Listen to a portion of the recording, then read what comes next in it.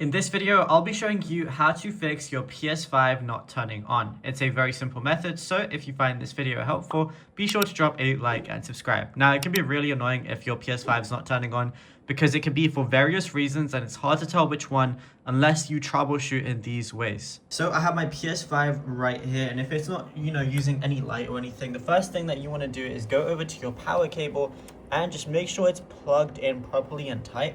What you can also do is just unplug it, plug it back in, and then see if it works. Another thing is, obviously, just make sure your switch is on like that. Sometimes it's a common thing where people think their switch is on, but it might not be. So just make sure your switch is turned on. If it's still not working, try it in another socket because it might be an outlet issue where your plug, like where you're plugging in, that's not working. So what I would recommend is getting a laptop charger or something like that, and then plugging it in there and seeing if it works. That's how you know if your wall mount is actually working for where you plug things in.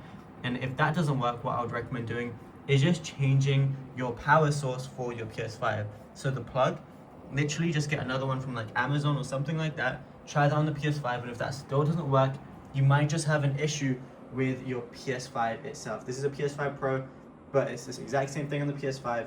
It's worth contacting Sony, especially if your PS5 is still under warranty, and checking any issues with it.